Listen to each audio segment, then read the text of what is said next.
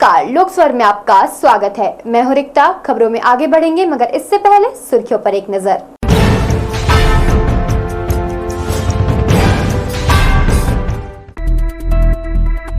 प्रधानमंत्री की आम सभा और सुरक्षा व्यवस्था परखने की अंतिम रिहर्सल डिप्टी सीएम साव ने प्रेस कॉन्फ्रेंस में दी कार्यक्रम की जानकारी। वेतन मांगने वाले ठेका कर्मियों को मिली धमकी, नगर निगम के अधिकारियों पर हावी है ठेकेदार। बीजेपी नेता और उसके साथियों ने कोल कारोबारी को उतारा मौत के घाट, व्यवसाय में प्रतिस्पर्धा से उपजा विवाद। और कैश काउंटर बंद होने से स्टेशन में परेशान हो रहे यात्री, डिजिटल भुगतान का रेलवे बना रहा दबाव। तो ये थी सुर्खियां, और अब खबरें विस्तार से। प्रधानमंत्री नरेंद्र मोदी के कार्यक्रम को लेकर शनिवार को अंतिम रिहर्सल किया गया। उप मुख्यमंत्री अरुण साव ने प्रेस वार्ता आयोजित कर कार्यक्रम की रूपरेखा से अवगत कराया और पीएम की मिनट टू मिनट कार्यक्रम की जानकारी दी। मोहभट्टा में आयोजित प्रधानमंत्री श्री मोदी की आम सभा स्थल को एसपीजी ने अपने सुरक्षा घेरे में ले लिया है। प्रेस वार्ता के दौरान बिल्हा विधायक धर्मलाल कौशिक, बेलतरा विधायक सुशांत शुक्ला सहित जनप्रतिनिधि और अधिकारी मौजूद रहे। प्रधानमंत्री नरेंद्र मोदी की मोहभट्टा में आम सभा है जिसकी तैयारियां पूरी कर ली गई हैं। आप मेरे पीछे देख सकते हैं 5 डोम यहां बनकर तैयार है। लगभग 55 एकड़ में उनकी सभा होनी है, उसको लेकर के पूरी तैयारियां कर ली गई हैं।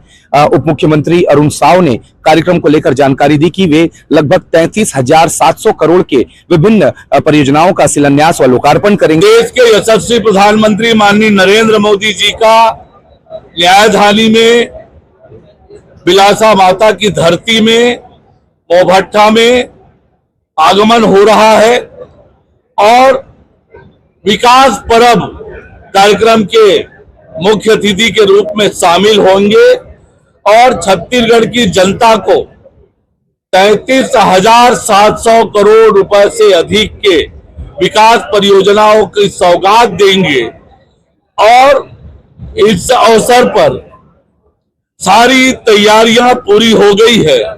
2 लाख से अधिक लोगों के आने की संभावना है। प्रदेश भर में प्रधानमंत्री माननीय नरेंद्र मोदी जी के कार्यक्रम को लेकर भारी उत्साह है और जो समाचार मिल रहा है 2 लाख से अधिक लोगों के आने की संभावना है। हम आपको बता दें, अंतिम रिहर्सल चल रहा है। एसपीजी की टीम पूरे क्षेत्र को अपने कब्जे में ले चुकी, हाई सिक्योरिटी है और यहाँ पे पूरी निगरानी रख दी गई है। हम आपको बता दें, पूरे अधिकारियों को यहाँ पे देख रहे होंगे, उनके माध्यम से यहाँ पे जांच कार्रवाई की जा रही है और प्रधानमंत्री नरेंद्र मोदी की सभा यहाँ पे होनी है, जिसको लेकर पूरी तैयारी की गई है। कैमरा पर्सन मयंक सिंह छत्री के साथ आशीष मौर्य, लोक स्वर, बिलासपुर। प्रधानमंत्री के आगमन के लिए दिल्ली से उनके वाहन पुलिस ग्राउंड में रखे गए हैं। 4 काले रंग की कारों को कड़ी सुरक्षा के बीच रखा गया है। एसपीजी द्वारा उनके वाहनों के साथ विमानतल से लेकर सभा स्थल तक ट्रायल किया गया। प्रधानमंत्री 30 वाहनों के काफिले के साथ सभा स्थल तक आएंगे। विमानतल और सभा स्थल पर चप्पे चप्पे पर पुलिस तैनात है। प्रधानमंत्री नरेंद्र मोदी 30 मार्च को बिलासपुर आ रहे हैं। यहाँ वे छत्तीसगढ़ को कई सौगात देंगे। इसको लेकर सुरक्षा व अन्य तैयारियां लगभग पूरी हो चुकी हैं। 30 मार्च को शहर में ड्राई रन किया गया। रिहर्सल के दौरान विमानतल से लेकर मोहभट्टा आयोजित कार्यक्रम स्थल पर पूरी टीम पहुंची। प्रधानमंत्री नरेंद्र मोदी की कार को बीच में रखा गया था। उसके आगे पीछे सुरक्षा गार्ड के कई वाहन थे। इस दौरान जिस मार्ग से काफिला कार्यक्रम स्थल तक आया, उसी मार्ग से वापस भी लौटा। अन्य गाड़ियों में एसपीजी के अधिकारी मौजूद थे, जो अधिकारियों को दिशा निर्देश दे रहे थे। रिहर्सल के दौरान एसपीजी के अधिकारी सभी छोटी बड़ी चीजों पर ध्यान देते रहे। पीएम मोदी की गाड़ी के साथ कई और गाड़ियां भी सुरक्षा में चलती हैं, जिनमें साथ में एसपीजी कमांडो भी बैठे होते हैं। पीएम के काफिले में ऐसी 3 धाकड़ कारें भी हैं, जो काफी पावरफुल है। दिल्ली से आई वाहनों को पुलिस मैदान में सुरक्षा के बीच रखा गया है। प्रधानमंत्री 30 वाहनों के काफिले के साथ सभा स्थल तक जाएंगे, इसकी तैयारी पूरी कर ली गई है। कैमरा पर्सन मयंक सिंह छत्री के साथ आशीष मौर्य, लोक स्वर, बिलासपुर। बिलासपुर के मोहभट्टा में पीएम मोदी की सभा कई अनोखी वजहों से चर्चा में है। सभा स्थल के पीछे रेलवे ट्रैक से 3 ट्रेनें गुजरेंगी, लेकिन हॉर्न नहीं बजेगा। सुरक्षा के लिए ट्रैक के दोनों ओर बैरिकेडिंग की जा रही है। भीड़ प्रबंधन के लिए सूखे तालाब को पार्किंग में बदला गया।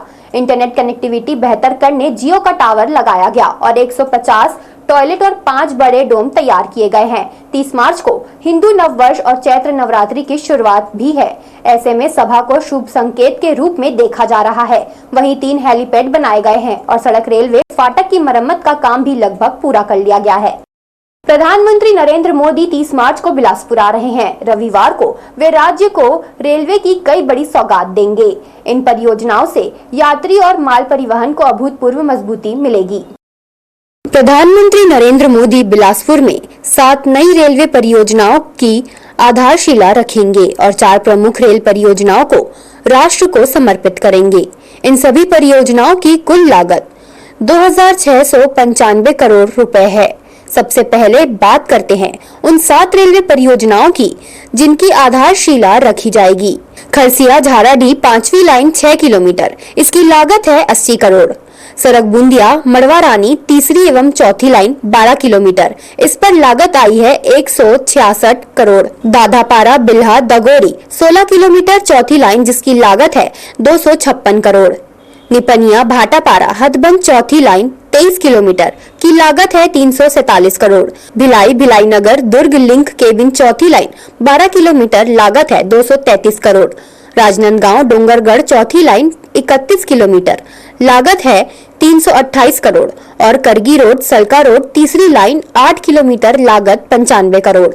माननीय प्रधानमंत्री बिलासपुर में दक्षिण पूर्व मध्य रेलवे की कई नई परियोजनाओं का शिलान्यास करेंगे और साथ ही कुछ जो हमारी लाइनें बनी है उनका राष्ट्र को समर्पण करेंगे और साथ ही साथ जो अभनपुर और रायपुर के बीच में छोटी लाइन को बड़ी लाइन पूरा करने का कार्य हो गया है, उस पर एक नई मेमू सेवा का भी शुभारंभ करेंगे।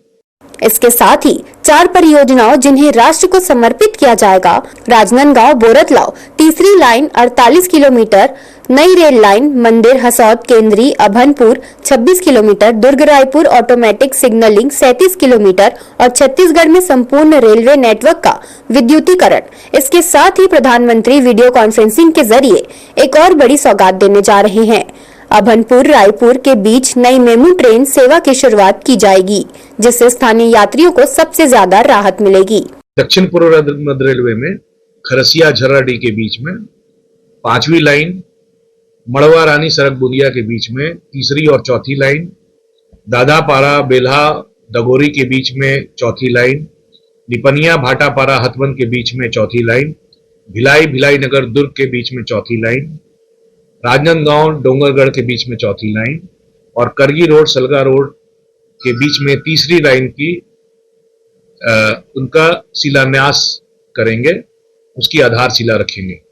इसके अतिरिक्त जो राजनांदगांव बोरतलाव के बीच में 3री लाइन जो पूर्ण कर ली गई है। प्रधानमंत्री नरेंद्र मोदी के इस दौरे से छत्तीसगढ़ को बड़ी सौगात मिलने जा रही है, जो आने वाले दिनों में यात्रियों को काफी सुविधा दिलाएगी। लोकसभा के लिए भूपेंद्र सिंह राठौर की रिपोर्ट। छत्तीसगढ़ के सुकमा और दंतेवाड़ा जिले की सरहद पर शनिवार सुबह पुलिस और नक्सलियों के बीच जबरदस्त मुठभेड़ हुई। इस ऑपरेशन में सुरक्षा बलों ने 17 नक्सलियों को मार गिराया, जिसमें 11 महिला नक्सली शामिल है। मारे गए नक्सलियों में नक्सल संगठन SJDCM का बड़ा सदस्य जगदीश उर्फ बुधरा भी था, जिस पर 25 लाख का इनाम घोषित था। जगदीश उर्फ बुधरा, जो दरभा घाटी के झीरम कांड का मास्टरमाइंड था। वर्ष 2013 में हुए इस हमले में कांग्रेस नेता महेंद्र कर्मा समेत कई बड़े नेता मारे गए थे। DIG कमलोचन कश्यप के अनुसार ऑपरेशन सफल रहा और क्षेत्र में शांति बहाल करने के लिए सुरक्षा बल लगातार मुस्तैदी से डटे रहेंगे। जवानों के भुजाओं की ताकत पर एक और बड़ी सफलता मिली है। सुकमा जिले के केरलापाल थाना क्षेत्र के अंतर्गत सर्चिंग तो जारी ही था। सुबह की मुठभेड़ में 16 नक्सलियों के शव बरामद किए गए हैं। SLR, इंसास, AK-47 और कंट्रीमेड बहुत सारे हथियार भी उसमें शामिल हैं। 2 जवान हमारे उसमें घायल हुए हैं, परंतु वो खतरे से बाहर हैं और उनको जिला मुख्यालय ला करके आवश्यकता अनुरूप उच्च स्थानों पर, बड़े स्थानों पर इसके इलाज के लिए लाया जा रहा है। दिनांक प्रातः 8 बजे से अनेक बार माओवादियों सुरक्षा बल के बीच में मुठभेड़ हुई। मुठभेड़ को प्रांत इलाका के सर्चिंग में अब तक कुल 16 माओवादियों का डेड बॉडी और काफी बड़ी संख्या में AK-47, SLR, इंसास इत्यादि आर्म सबमिशन भी बरामद किए गए थे। मुठभेड़ में मारे गए माओवादियों का शनाख्ती कार्रवाई भी जारी है। उस मुठभेड़ में हमारा 2 जवान घायल भी हुआ। उनकी स्थिति अभी सामान्य खतरे से बाहर है। उनकी इवैक्यूएशन के लिए और बेहतर इलाज के लिए आवश्यक व्यवस्था की जा रही है। वेतन मांगने पर सुपरवाइजर नौकरी से निकालने की धमकी देता है।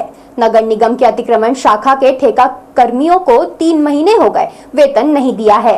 ठेकेदार पर दबाव बनाने के बजाय निरीह कर्मचारियों को धमकाया जा रहा है, जिससे उनके घर पर खाने के लाले पड़ गए हैं। सुपरवाइजर की धमकी से डरकर 6 कर्मचारी अपने घर चले गए। बाकी 11 हिम्मत जुटाकर आयुक्त को ज्ञापन देने विकास भवन पहुंचे। यहां उन्होंने प्रेस से कहा 3 महीने हो गए उनका वेतन नहीं दिया है। अतिक्रमण शाखा के सभी 17 ठेका कर्मियों की हालत खराब है। आर्थिक तंगी से परिजन बेहद परेशान हो रहे हैं। ये सभी शहर में अतिक्रमण हटाने, सामान जब्त करने जैसा जोखिम भरा काम करते हैं। उस पर वे बताते हैं वेतन मांगने पर ठेकेदार का सुपरवाइजर काम से निकालने की उन्हें धमकी देता है। सैलरी नहीं मिलने का मांग है। हमारे लगभग कम से कम 3 मंथ का सैलरी रुका हुआ है। अगर मांगते हैं तो हर हफ्ते बोलते हैं कि 2 तारीख 3 तारीख ऐसे कर घुमाते रहते हैं हम लोग को। और जैसे काम में आज 17 लड़के आए थे यहाँ, जिसमें से कुछ कर्मचारी धमकी के नाम से, डर के नाम से चले गए हैं। बोल रहे हैं कि हम तुमको निकाल देंगे या बैठा देंगे। कौन निकाल देंगे? हमारे सुपरवाइजर साहब जो बोले हैं, बोलते हैं काम से निकाल देंगे। तो हम लोग निडर होकर सामने आ खड़े हैं। नौकरी जाने का डर और घर परिवार की जिम्मेदारी होने से कर्मचारियों ने आयुक्त को देने लिखे ज्ञापन में सुपरवाइजर की करतूत का जिक्र तक नहीं किया है। इससे समझा जा सकता है कि हमारे समाज में बेरोजगारी किस कदर हावी है और कई बार युवा कम समय में ज्यादा रुपए कमाने के चक्कर में गलत राह पर चल पड़ते हैं और निजी क्षेत्र के प्रबंधन की मनमानी इस कदर हावी है कि ये मामला इसका ताजा सबूत है। निगम कर्मचारियों को चाहिए कि वे निरीह कर्मचारियों का वेतन भुगतान के लिए ठेकेदार पर दबाव बनाएं और दादागिरी दिखाने वाले सुपरवाइजर को ठीक करें। कैमरामैन राजा खान के साथ दिलीप जगवानी, लोकस्वर, बिलासपुर। जिला न्यायालय परिसर में बन रहे 6 मंजिला भवन अब 9 मंजिलों का होगा। यहाँ कोर्ट रूम, बार रूम, लाइब्रेरी, पार्किंग भी होगा। इसकी लागत 36 से बढ़कर 47 करोड़ रुपए पहुंच गई है। यह इस साल बनकर तैयार हो जाएगा। शहर में यह सबसे बड़ा सरकारी भवन होगा। जिला न्यायालय परिसर के बाजू में बन रहा 6 मंजिले भवन को 3 मंजिला और बढ़ा दिया गया है। अब यह 9 मंजिला भवन होगा। इसमें 1500 अधिवक्ताओं के बैठने के लिए चैम्बर होगा। इसके साथ ही 2 मंजिल पर कोर्ट रूम, लाइब्रेरी होगा। पूरा भवन वातानुकूलित होगा। भवन में 3 लिफ्ट भी होगा। इसकी लागत 35 करोड़ रुपए से बढ़कर 47 करोड़ रुपए पहुंच गई है। जिला अधिवक्ता संघ के मांग पर ही बहुमंजिली इमारत भवन का निर्माण कराया गया है, जिसमें लगभग 1500 अधिवक्ताओं की बैठने की व्यवस्था वहां पे रहेगी और उसमें पुरुष अधिवक्तागण और महिला अधिवक्ता सदस्यगण बैठकर अपने कार्य सुचारू रूप से कर सकेंगे। इस भवन का निर्माण कार्य इस वर्ष के अंत तक पूरा करने का लक्ष्य है। यहाँ के प्रभारी न्यायमूर्ति पीपी साहू इसकी मॉनिटरिंग कर रहे हैं। यह शहर में सबसे ऊंचा न्यायालयीन भवन होगा। इसके बन जाने से कोर्ट रूम में नए अधिवक्ताओं के लिए गरिमामय बैठने की जगह मिल जाएगी। समस्या बन चुकी पार्किंग के भी व्यवस्थित होने की उम्मीद है। कैमरा पर्सन जय साहू के साथ किशोर श्रीवास्तव, लोकस्वर, बिलासपुर। संभाग का सबसे बड़ा व्यापारिक केंद्र व्यापार विहार की भीतरी सड़कें टूट फूट गई है। भारी वाहनों के रोजाना आने जाने से इनमें लगाया डामर गायब हो चुका है, जिससे उबड़ खाबड़ सड़क पर वजन रखा हाथ ठेला खींचने में काफी ताकत खर्च होता है। इन मजदूर और हमाल को सारा दिन दौड़ धूप करना पड़ता है। गिट्टियां झांकती सड़कों को मरम्मत की जरूरत है। इनके समतल हो जाने से व्यापारिक गतिविधियां तेजी से हो सकेगी। काफी अरसे से व्यापार विहार थोक बाजार की सड़कें इस खस्ता हालत में हैं। इमलीपारा से पुराना बस स्टैंड जाने वाला मार्ग का एक हिस्सा निर्माणाधीन है। ठेकेदार ने इसमें गिट्टी और डस्ट डालकर छोड़ दिया है, जिसके कारण यहां से वाहनों के गुजरने पर धूल का गर्दोबार उड़ने लगता है, जो सांस के जरिए सीधे शरीर में प्रवेश करता है। यह जन स्वास्थ्य की दृष्टि से बड़ा खतरा है। इमलीपारा होकर आने जाने वाले लोग सड़कों पर उड़ते गर्दो गुबार से नाक भौं सिकोड़ने के लिए बाध्य हैं। निर्माणाधीन सड़क की लंबाई 1 फर्लांग भी नहीं। यहाँ जर्जर दुकानों की जगह एक कॉम्प्लेक्स बनकर तैयार है, लेकिन बड़े पैमाने पर धूल उगलने वाली सड़क का नहीं बनना लोगों की समझ से परे है। इस सड़क की फीलिंग में ठेकेदार ने रुपया बचाने के लिए ठोस गिट्टी डालने की बजाय घटिया चूना पत्थर डाल दिया है, जिससे 4 पहिया 2 पहिया वाहनों के गुजरते ही वह धूल का गुबार छोड़ते हुए वातावरण में निरंतर फैलकर लोगों के स्वास्थ्य पर विपरीत असर डाल रहा है। लेकिन महत्वपूर्ण निर्माणाधीन सड़क समय पर बने, इसके पीछे किसी का ध्यान नहीं है। लोक स्वर के लिए कैमरामैन जय साहू के साथ किशोर श्रीवास्तव की रिपोर्ट। प्रधानमंत्री नरेंद्र मोदी 30 मार्च रविवार को बिल्हा के मोहभट्टा में एक विशाल सभा को संबोधित करेंगे। इस महत्वपूर्ण आयोजन को देखते हुए नेशनल हाईवे क्रमांक 49 पेंड्रीडीह रायगढ़ पर स्थित बंद पड़े स्ट्रीट को NHAI ने सुधारा। मरम्मत के बाद कई किलोमीटर तक सड़क पर पसरा अंधेरा दूर हो जाएगा। हालांकि यह सवाल उठता है कि NHAI ने समय रहते सुधार कार्य कराया होता तो यह स्थिति लंबे समय तक निर्मित नहीं होती। प्रधानमंत्री की सुरक्षा को देखते हुए पुलिस बल को चप्पे चप्पे पर तैनात किया गया है। यह आयोजन न केवल बिल्हा के लिए बल्कि पूरे छत्तीसगढ़ के लिए महत्वपूर्ण है और इसके लिए सभी आवश्यक तैयारियां सुनिश्चित कर ली गई है। कोरबा जिले के पाली में कोयला ट्रांसपोर्टिंग को लेकर हुआ विवाद खतरनाक मोड़ पर पहुंच गया। बीजेपी नेता रोशन सिंह ठाकुर और उसके साथियों ने एक कोल कारोबारी रोहित जायसवाल की धारदार हथियारों से बेरहमी से हत्या कर दी। इस वारदात के बाद पूरे इलाके में तनाव फैल गया। ये तस्वीरें हैं कोरबा जिले के पाली थाना क्षेत्र की, जहां शुक्रवार रात खून से सनी सच्चाई सामने आई। बताया जा रहा है कि कोयला ट्रांसपोर्टिंग को लेकर पहले से ही दोनों पक्षों के बीच विवाद था, लेकिन इस बार मामला इतना बढ़ गया कि एक कारोबारी की जान चली गई। मृतक रोहित जायसवाल अपने साथियों के साथ SECL के बुड़बुड़ खदान में कोयला लोड कराने गया था। तभी बीजेपी नेता रोशन सिंह ठाकुर अपने भाई, भांजे और 20-25 लोगों को साथ लेकर वहां पहुंचा और ताबड़तोड़ हमला कर दिया। दोनों गुटों में विवाद खूनी खेल में बदल गया, जिसमें रोहित जायसवाल को अपनी जान गंवानी पड़ी। मृतक के परिजनों ने बताया कि उन्होंने पहले भी पुलिस से शिकायत की थी, लेकिन कोई ठोस कार्रवाई नहीं की गई। रोशन ठाकुर की पहुंच ऊंची है, वो दबंगई दिखाता है, भाई की हत्या पर न्याय की मांग की है। ठाकुर सबेरिया से मिलकर स्टीम कोयला का सप्लाई करता था, उसको वो चाहता था कि सिर्फ मैं इस खदान में मैं बस काम करूं और कोई काम मत करे। उसी के चलते सबेरिया को पैसा देता था, TI को पैसा देता था और इन्हीं लोगों के मिली भगत से इस कचकच को हटाओ कह के सबेरिया और TI के सामने यानी मिली भगत से रोशन सिंह ठाकुर और उसके साथियों ने मेरे भाई को मारा। वारदात के बाद इलाके में गुस्सा फूट पड़ा। लोगों ने गाड़ियों में तोड़फोड़ की और पाली बंद करा दिया। बढ़ते तनाव को देखते हुए इलाके में भारी पुलिस बल तैनात कर दिया गया है। पुलिस प्रशासन ने पाली थाना प्रभारी विनोद सिन्हा को लाइन अटैच कर दिया और उनकी जगह युवराज तिवारी को नया थाना प्रभारी नियुक्त किया गया है। मामले का मुख्य आरोपी पाली ब्लॉक के मंडल अध्यक्ष बीजेपी नेता रोशन सिंह ठाकुर समेत पुलिस ने 3 आरोपियों को गिरफ्तार कर लिया है, जबकि बाकी आरोपियों ने थाने में सरेंडर कर दिया। रोहित जायसवाल की दुखद मृत्यु हुई है और एक मामले के अंदर की जा रही है। अभी तक 9 संदेहियों को पकड़ के इनसे फिर वैधानिक कार्रवाई प्रक्रिया की।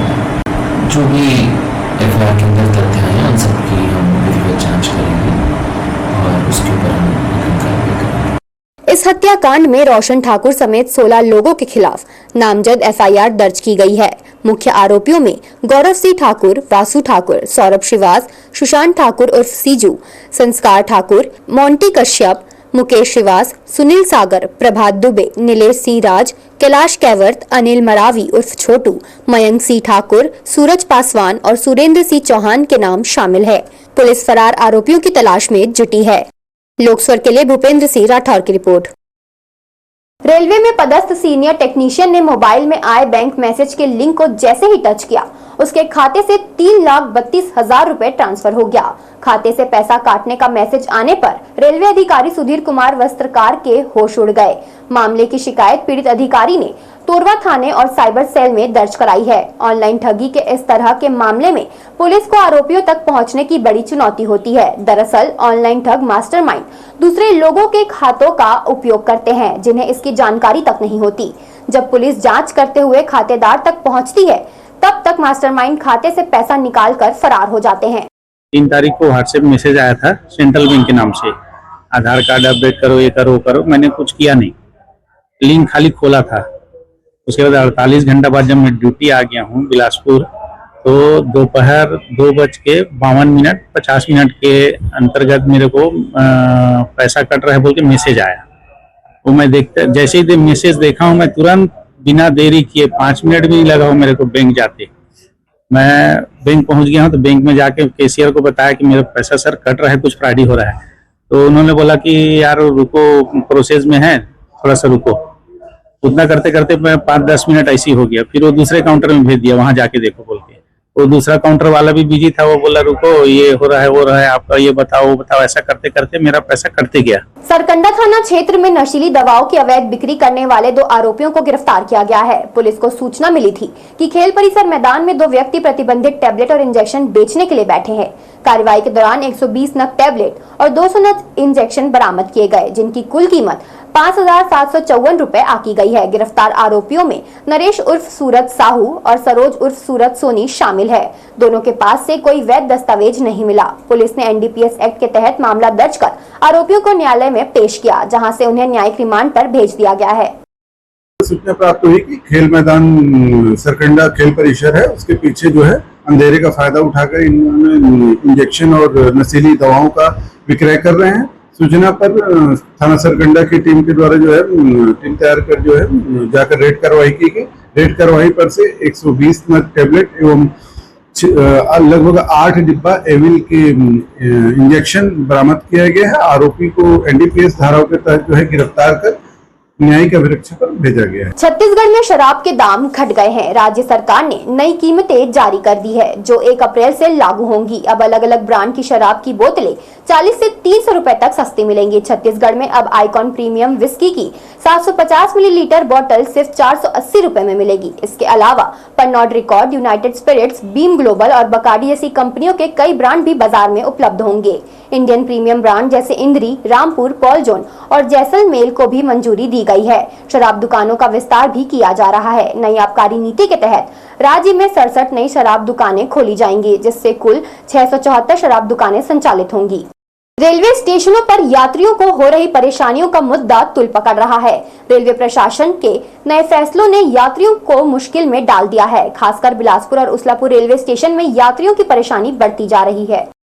बिलासपुर के उसलापुर रेलवे स्टेशन पर इन दिनों यात्रियों की नाराजगी देखने को मिल रही है। समस्या का कारण है रेलवे द्वारा टिकट बुकिंग में केवल ऑनलाइन भुगतान की अनिवार्यता। आरक्षण काउंटर पर केवल ऑनलाइन पेमेंट की व्यवस्था की गई है। वहीं जनरल टिकट काउंटर पर भी कैश भुगतान बंद कर दिया गया है। इससे डिजिटल पेमेंट सिस्टम नहीं जानने वाले परेशान होते हैं। यात्रियों का कहना है कि वे रोजाना सफर करते हैं, लेकिन हर सभी के पास ऑनलाइन भुगतान की सुविधा नहीं होती। उन्हें बहुत दिक्कतों का सामना करना पड़ रहा है। यात्रियों और रेलवे कर्मचारियों के बीच आए दिन बहस हो रही है। इनकी मांग है कि अधिक कैश काउंटर खोले जाए और डिजिटल भुगतान की बाध्यता को खत्म किया जाए। जोन के सीनियर पीआरओ ने बताया कि रेलवे प्रशासन ने डिजिटल इंडिया को बढ़ावा देने के लिए यह पहल की है। शुरुआती दौर में यात्रियों को थोड़ी परेशानी हो सकती है।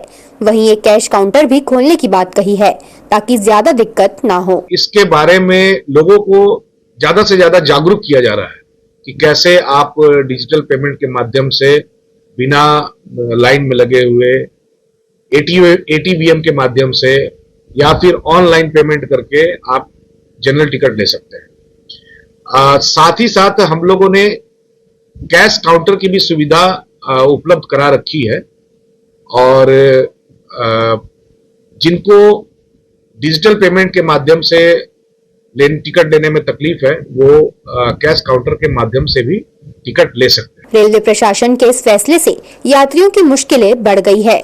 यात्रियों की मांग है कि नकद भुगतान के लिए और अधिक काउंटर खोले जाए, ताकि किसी को भी टिकट लेने में परेशानी ना हो। रेलवे प्रशासन को इस विषय पर विचार करना चाहिए। लोकस्वर के लिए भूपेंद्र सिंह राठौर की रिपोर्ट। गर्मी की शुरुआत के साथ ही यात्रियों की सुविधा को ध्यान में रखते हुए रेलवे ने बिलासपुर रेलवे स्टेशन पर खास इंतजाम किए हैं।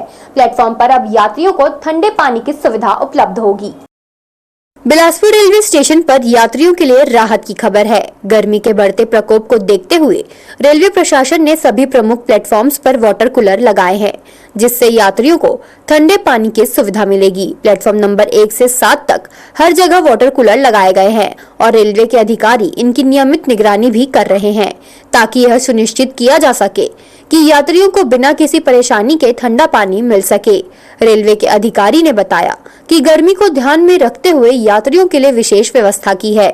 हर प्लेटफॉर्म पर वाटर कूलर लगाए गए हैं और इनका समय समय पर निरीक्षण भी किया जा रहा है। प्लेटफॉर्म नंबर 1, 2, 3, 4, 5, 6, 7 सभी प्लेटफॉर्म पे वाटर कूलर की सुविधा उपलब्ध कराई गई है और इसका लगातार हम लोग इंस्पेक्शन करते रहते हैं। चूंकि गर्मी अब शुरू होने वाली है और ठंडे पानी की जो डिमांड बढ़ जाती है, तो हम लोग इसको रेगुलरली मॉनिटर करते हैं। आज भी सुबह इसके बारे में मॉनिटरिंग हुई है।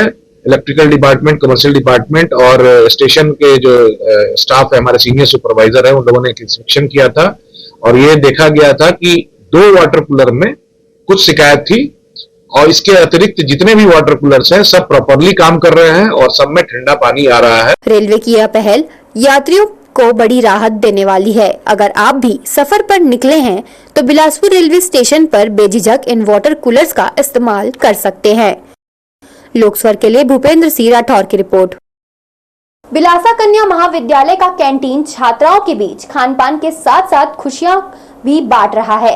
छात्राएं सहेलियों के साथ जन्मदिन जैसा यादगार पल साझा कर रही है। यहाँ रासायनिक पदार्थों से मिले व्यंजन और पेय पदार्थ पूरी तरह प्रतिबंधित है। होटल में जन्मदिन सेलिब्रेट करना फैशन बन गया है, लेकिन बिलासा कन्या महाविद्यालय का कैंटीन उत्सव खुशी मनाने का एक बड़ा केंद्र बना हुआ है। यहाँ छात्राएं पूरे सुकून के साथ ब्रेकफास्ट और लंच कर रही हैं।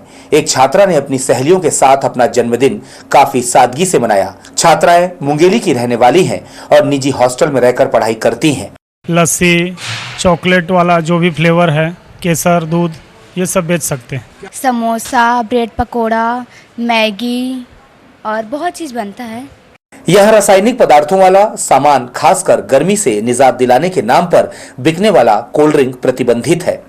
इसके स्थान पर दूध से बने उत्पाद छात्राओं की पहली पसंद है। यह रोजाना मेन्यू बदल जाता है ताकि रुचि बनी रहे। पिज्जा, बर्गर और डब्बाबंद खाद्य पदार्थ भी यहाँ वर्जित है।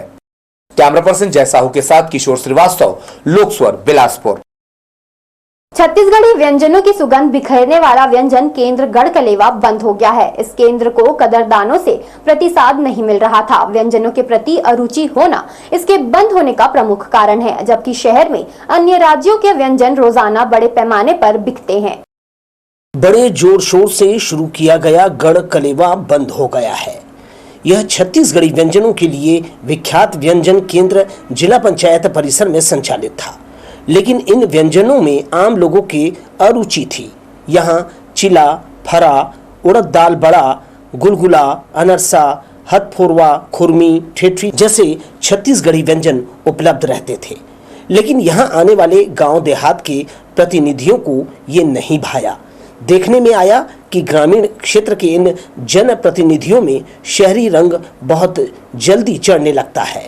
जनप्रतिनिधि बनने के बाद उनके रहन सहन, परिवेश और खान पान तेजी से बदल जाता है, जिसका असर ये हुआ कि छत्तीसगढ़ी व्यंजनों के लिए विख्यात ये गढ़कलेवा कब बंद हो गया पता भी नहीं चला। दूसरे राज्यों के देसी व्यंजन यहाँ के नागरिकों के नाश्ते में शुमार है। लोकस्वर के लिए कैमरामैन जय साहू के साथ किशोर श्रीवास्तव की रिपोर्ट। छात्राएं समाज शास्त्र की इस कक्षा में पूंजी कैसे अर्जित किया जाता है यह सीख रही है। सांस्कृतिक और धार्मिक आयोजन में फूल वाले से लेकर महंगे होटल वालों को रुपया कमाने के अवसर देता है। एक तरह से यहाँ पूंजी का विकेंद्रीकरण होता है। इससे प्रति व्यक्ति आय में वृद्धि होती है। इन छात्राओं को बड़े सांस्कृतिक धार्मिक आयोजनों से किस तरह रुपया अर्जित किया जाता है, इसके गुर बताए जा रहे हैं। जीवन में आर्थिक प्रबंध का महत्व ये समाज शास्त्र की विभाग की कक्षा में सीख रही हैं। खासकर कुंभ मेले के आयोजन में समाज के हर वर्ग को फायदा हुआ। यात्राओं का जीवन में क्या महत्व होता है, इसे भी विस्तार से बताया गया।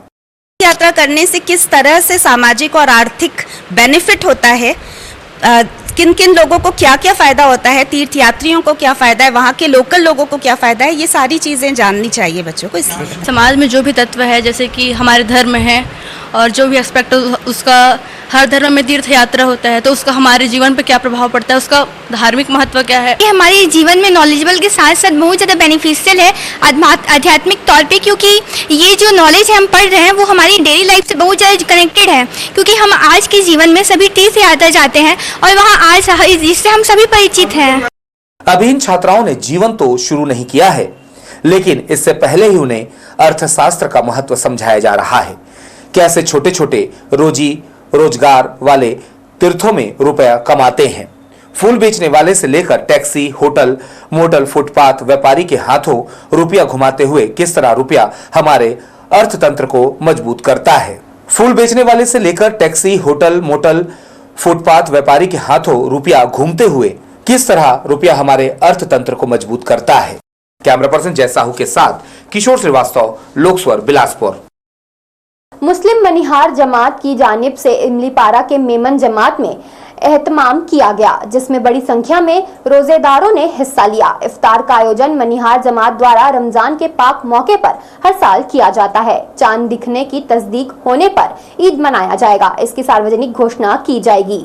रमजानुल मुबारक के इस महीने के मुबारक महीने में मुस्लिम मनिहार जमात की जानिब से हम लोगों ने यहाँ पर एक रोजदारों के लिए इफ्तार और तनाउल खाने का एहतमाम यहाँ पर किया है, जिसमें कि कसीर तादाद में सभी लोग यहाँ तक तशरीफ लेके आए हुए हैं। अभी नमाज का वक्त हो गया है, अफ्तार करने के बाद नमाज के लिए लोग तशरीफ ले गए हैं।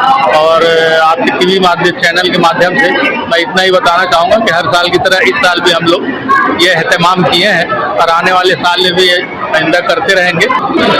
मुबारक के मौके पर यह प्रोग्राम मुस्लिम मनिहार जमात के जेर एहतमाम किया गया है, जो कि इंशाअल्लाह आने वाले समय में हर साल ये प्रोग्राम को मुनक्किद करने का हमने इरादा रखा हुआ है और अल्लाह ने चाहा तो ये प्रोग्राम और भी अच्छे बड़े पैमाने में करने की कोशिश करेंगे। प्लास्टिक के मुकाबले सस्ता और पर्यावरण के अनुकूल पेड़ के पत्तों से बने दोना पत्तल बाजार में कायम है।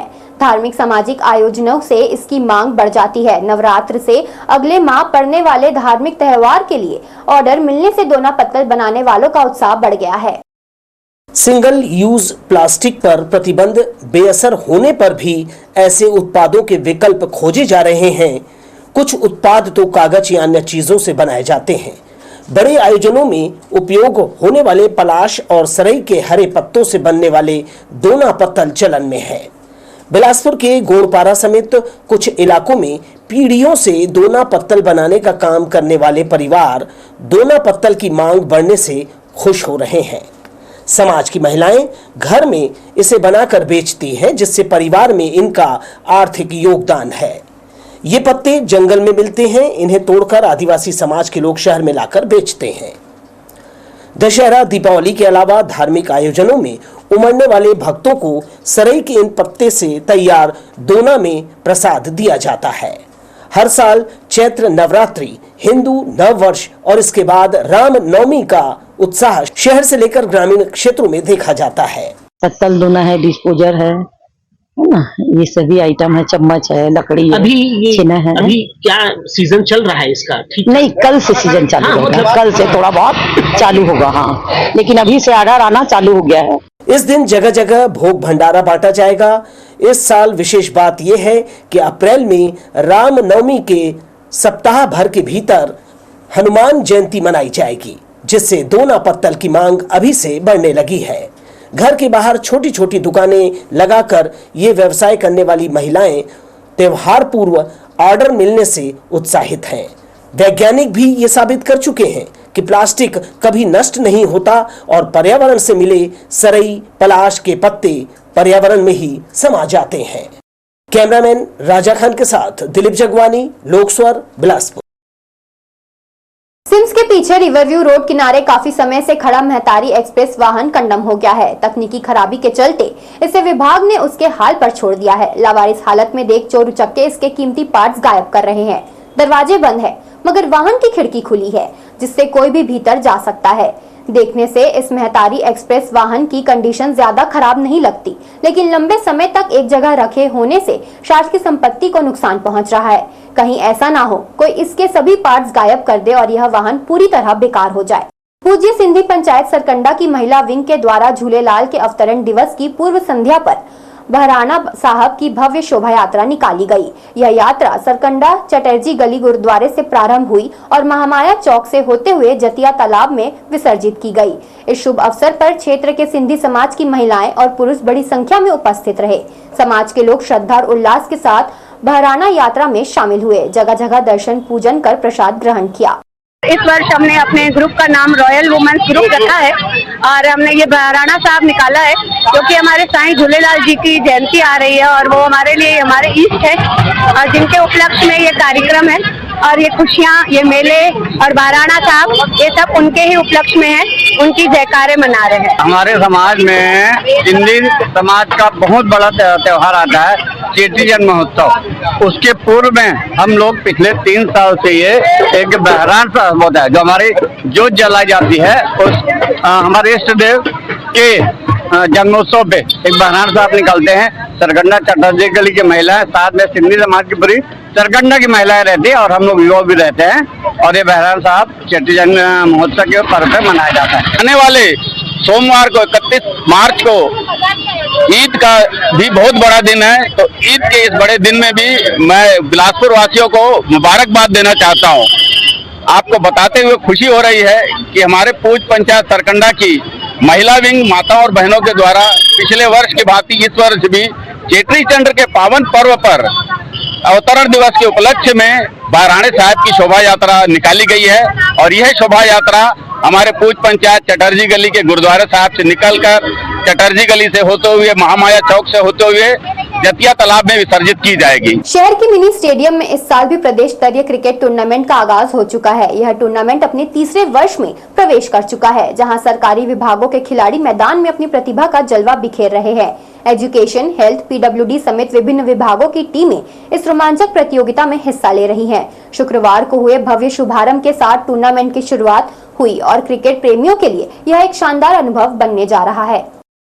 ये जो है अलग अलग विभाग की पूरी जो प्रदेश स्तरीय टूर्नामेंट है, तो जितने भी विभाग हैं, सरकारी जो विभाग, शासकीय जो विभाग हैं, वो सारी टीमें यहाँ पर पार्टिसिपेट कर रही है, चाहे वो एजुकेशन हो, पुलिस की विभाग की टीमें हो, पीडब्ल्यूडी हो, हेल्थ की हो, तो इस तरह की ढेर सारी टीमें यहाँ पर पार्टिसिपेट कर रही है और अलग अलग जिलों से यहाँ पर टीम आ रही है, पार्टिसिपेट कर रही है। यहाँ थोड़ा नया टाइप का आयोजन है, हर टूर्नामेंट में पहला इनाम, दूसरा इनाम रहता है।